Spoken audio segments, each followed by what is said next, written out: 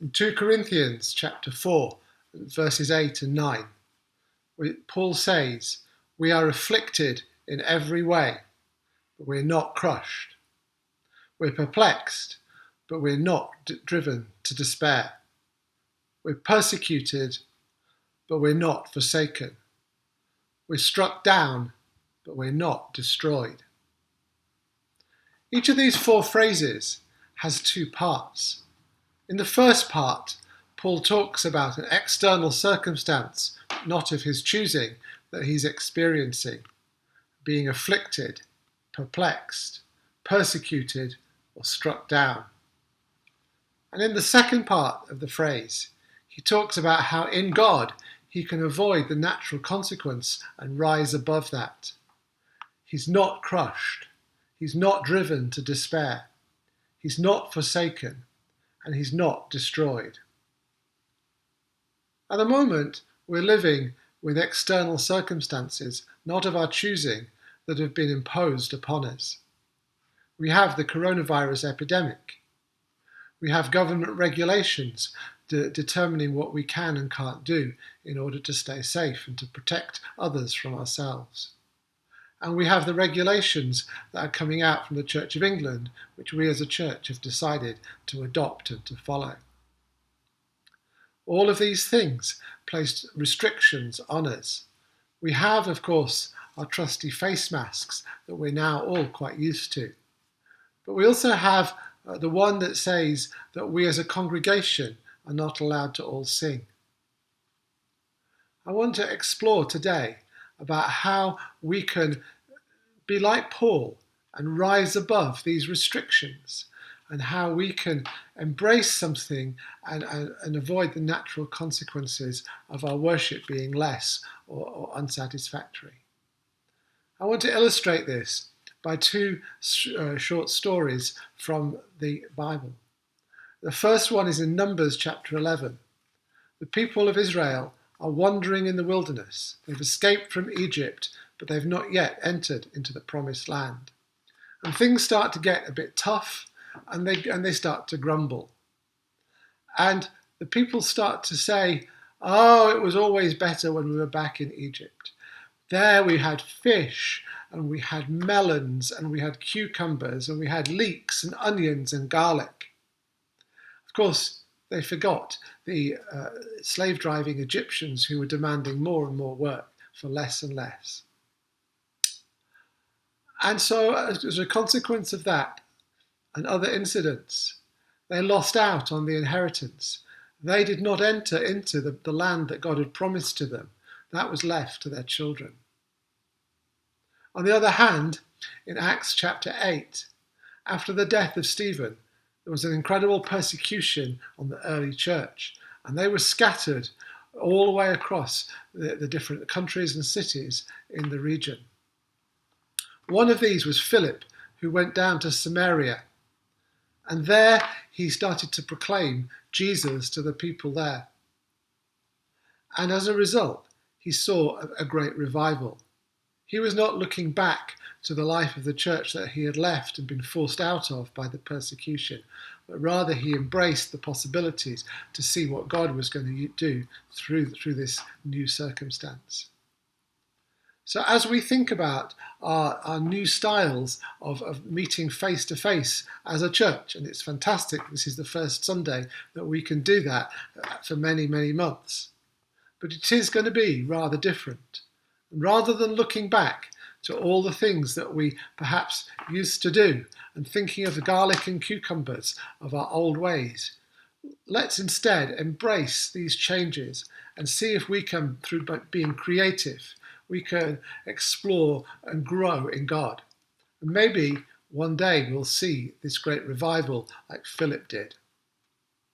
Today I want to focus on how we're going to worship without congregational singing. Actually, in our sort of church, the words singing and worship have almost become interchanged. In his book, Spirit and Sacrament, Andrew Wilson has the following quote. He says, "In some church traditions, including my own, which is of course the same as ours, corporate worship has been so colonized by singing that people use the word worship as if it actually means singing. They say, now so-and-so is going to preach from the Bible, and after that we will have a time of worship. I'm sure I'm guilty of saying things like that. It's quite an interesting quote.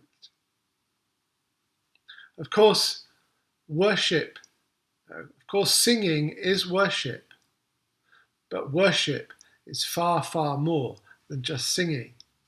And that's what I want to explore today. So what is worship? Well, I thought I would look in the Bible and find out, because that's always a good place to start. I looked up every example of the use of the word worship. I used my concordance and I went through all of them. And you might expect to find singing as the most common activity that's associated with worship. In fact, I was quite surprised to find that's not the case. In fact, the most common activity associated with worship is bowing down, often with our face to the floor. We see this in different places, and here are just a small selection. In Exodus chapter 34 and verse 8, Moses bows down with his head towards the earth and worships. Joshua 5:14, Joshua does the same. 2 Chronicles 7:3, at the dedication of the temple, all the people of Israel bowed down with their faces to the ground and worshipped and gave thanks. A similar thing happened in Nehemiah 8 and verse 6. Psalm 95 verse 6 says, "O come, let us worship and bow down. Let us kneel before the Lord our Maker." And in the New Testament, Matthew chapter 2 verse 11 tells of the wise men who came to the infant Jesus. And when they saw Jesus and Mary, they fell down and they worshipped him. In 1 Corinthians chapter 14 and verse 25, Paul's talking about when a non-believer might come into one of our church gatherings and might hear prophecies and might have the secrets of his heart revealed. Paul says, when that happens, he will fall on his face, he will worship God, and he will declare God is really among us. There are many places in the worship of heaven in Revelation where we see maybe the 24 elders bowing down and worshipping God. So that's perhaps Revelation 4:10, 11:16, 19:24. More from Revelation later. Bowing down represents surrender and submission to God. And that should always be a hallmark of our worship. Other activities, of course, like singing, like kneeling, raising hands, clapping and dancing, these are all also contained in this list. But bowing down with our face to the ground is the most common activity that we read there. Another way to explore what the Bible means by worship is to look at what's called the law of first mention, where when a term is first mentioned in the Bible, often there's some clues there about what it means in later uses. And the first time the word worship is mentioned in the Bible is Genesis chapter 22 and verse 5, where Abraham takes his son Isaac up the mountain with the intention of sacrificing, and he says that he's going to worship. Worship is about sacrifice. And of course, one aspect of our regular worship, namely our giving our tithes and offering, is about, in a small measure, sacrificing the provision and the possessions that we have to Jesus. It also reminded me of way back in the 80s, we used to sing a song that went along these lines. We bring the sacrifice of praise into the house of the Lord. We bring a sacrifice of praise into the house of the Lord. And we offer up to him sacrifices of thanksgiving. We offer up to him sacrifices of joy. And in those days we would dance our hearts out. And I can remember as I was dancing my heart out, and that would mean that I could only concentrate on God and on His majesty, and everything else would drop by the wayside. And this is sometimes called letting God fill our horizon. So let's worship in a way that lets God fill our horizon.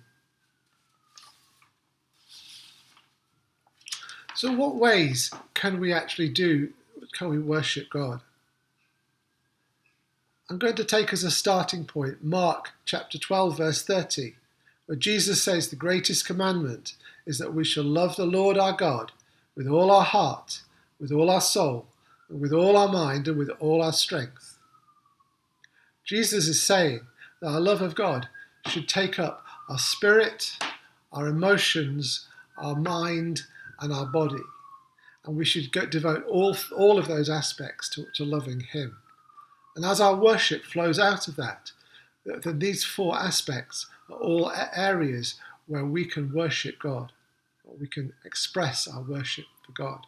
And of course, singing, in fact, touches on all four of those areas. So personally, I'm not very musical. And really the only time I ever interact with music is in church services, or maybe listening to the radio in the car. But I am very visual. And so I often, in my mind, as we worship, I'm imagining what it would be like to be gathered around the throne in heaven. Or maybe I'm imagining God as my shield, or my fortress, or my strong tower, or my saviour. Maybe I'm thinking about the cross or the resurrection, and I use these visual pictures to aid my worship. Similarly, Rachel Barnes, when she was around earlier on in this year, she brought several times her paints and easels, and she painted what she was seeing in the spiritual realms as we were worshipping. And I've been in other churches where people have done the same. So if that is some way that you can express your worship, please feel free to bring your painting equipment. But of course, you'll have to remain within your seating zone. We can use our bodies, as I was talking about a moment ago. For example, raising our hands, kneeling, even lying face down on the ground, and clapping. All again, providing we stay in our zones. We can wave flags, and in some future meetings there will be flags available at the door as you come in, and which you'll then be able to drop off in a separate box on the way out when they've been used. But in all of this, our desire is to seek the face of God and not His hands. By that I mean that we look to Him and His attributes and His personality and all the things that He is and we're promised will be, and not just all the things that we can get out of our relationship with Him. And often declaring those truths is a way to express our worship. Maybe even reading passages from the Bible, speaking in tongues for an extended time. These are all creative ways that we can worship God. I want to finish by reading about the worship in heaven. This is from Revelation chapter 5, verses 11 to 14. Then I looked. I heard around the throne and the living creatures and the elders the voice of many angels, numbering myriads of myriads, thousands of thousands, saying with a loud voice, "Worthy is the Lamb who was slain, to receive power and wealth and wisdom and might and honour and glory and blessing." And I heard every creature in heaven and on earth and under the earth and in the sea and all that is in them, saying to Him who sits on the throne and to the Lamb be blessing and honour and glory and might for ever and ever. And the four living creatures said, Amen. And the elders fell down and worshipped. Let's worship using that as a model for how we can glorify God.